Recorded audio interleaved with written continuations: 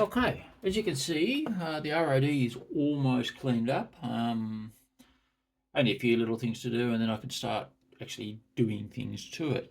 But as a side project, I thought it's time to build another open.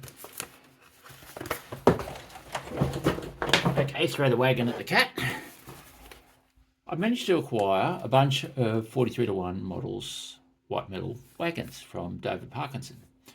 Now, he's clearing these out. These were all packed in the 80s and 90s and represent probably the height of the home market back then. This one I haven't opened, so I thought I'll do an unboxing and we'll see what we've got. What we have here is a Great Western Wagon 10-ton 5-plank unfitted open diagram 04 of 1901, and it includes the tarp bar. I'm not sure that I'll use that because I'm not sure that they maintain their tarp bars into the BR period. They would have been pretty ratty being 40 odd years old, 40 or 50 years old. So anyway, it is what it is. We'll make that decision as we're building it. So comes in a nice little wrap box, all typed up labels, nicely sealed. This one hasn't been opened in about 30, maybe longer years. Dave Parkinson's been clearing all these because they've been sitting on his shelf since he acquired the range.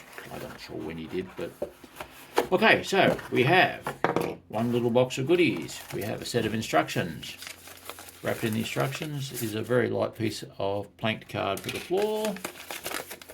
And we should have some bits of wire.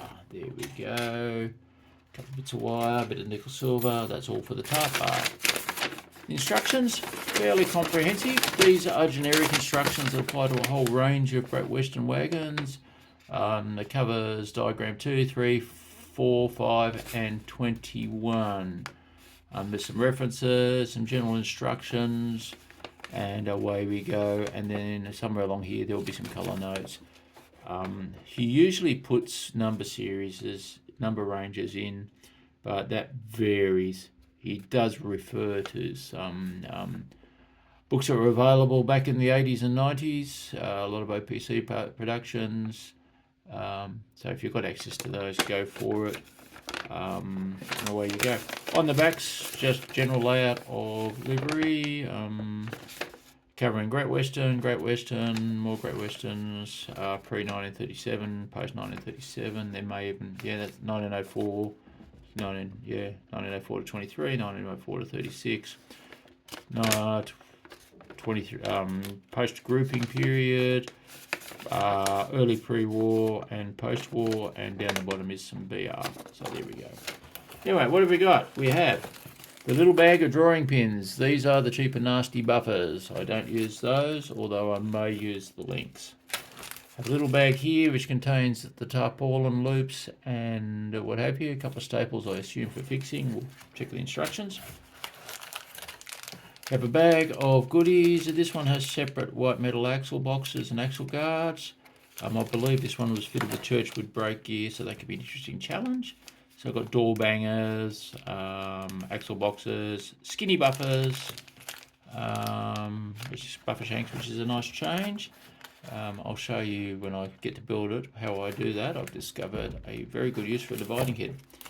And a little parcel here, which will be the sides and the sole bars. Obviously, the sellotape is fairly faded, so yeah, let's have a look and see what we've got. Oh, before we do, and the little bit of packing paper, which normally gives us an idea of when these were packed.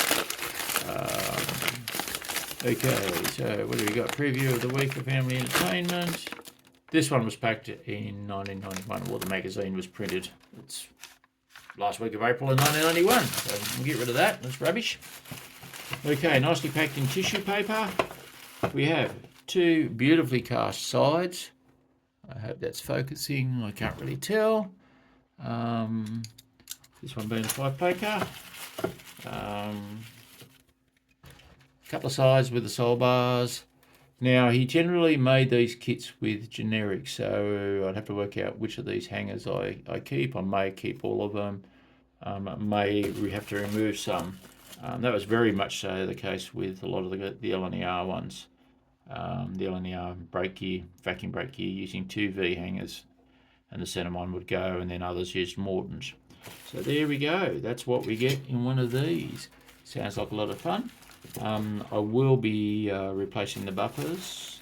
I've been using it as practice on the lathe, so that's always a good one. The buffer heads, or the buffer shanks, buffer bodies, I've actually discovered a very good way of drilling them out. I was doing them in the drill press, but finding occasionally the white metal would grab, and then I'd lose grip in the vise and just rip the hell out of them. I've had to replace a few buffers. However, they've got nice round shanks, and I have a dividing head on the mini mills, so yeah, I put it in there and away we go. Let's have a look what's in here anyway. I will get a container at some point and put them all in there. These boxes tend to eat parts, so let's have a look. Now this will be a double job because I've got a diagram 11 over there. I think it's an 11, slightly later version. So we've got brake gear with some safety shackles, axle boxes, axle boxes, axle boxes. Ratchet brake gear, which is going to be an interesting challenge because there's no real, well, there's some sort of diagram there. Coupling hooks and the dogs on the end, I actually replaced them with brass ones. I just find them easier to solder. Looks like some door bangers and some bracing there. Another coupling hook. I did actually experiment using the white metal hooks. I was trying Pico and Daypole. This one I'll just have straight 3 links, so I may just use those anyway. Not sure what that bit is. Probably part of the brake gear, I suspect. Yeah, that's what it is. It's the funny little brake handles they kept on the end. A little bit of flash to clean up in the castings, but nothing too dramatic. A little bit along the top where the moulding lines, cut all those off. And yeah, the floor I'm replacing sometimes, well, I'm using this sometimes as a subfloor. I do have a resin printer and I've been experimenting with using that to print up a subfloor. It's a good way of learning how to draw things. Trouble is at the moment the weather's a bit cold and the prints aren't coming out too well, but if I use it as a subfloor, that's not a major issue. With the 2 bolsters, I actually used some evergreen plank strips, which came out really nice, although the grooves are a bit heavy. So how do we do it? Yeah, anyway, so we'll see what happens. All right, well that's that. I'll be doing 2 of these at the same time. I've got a diagram 11, a similar vintage kit, pretty much identical, just a slightly later 5 planker.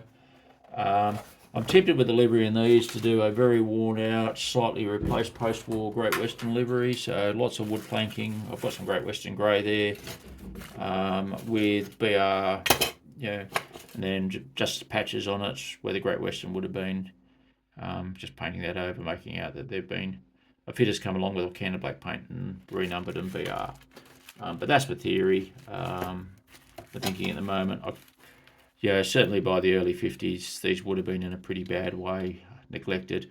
Even in the colour shots of the 60s, there's a lot of unpainted wood still kicking around. So we'll see what we can do. All right, that'll do.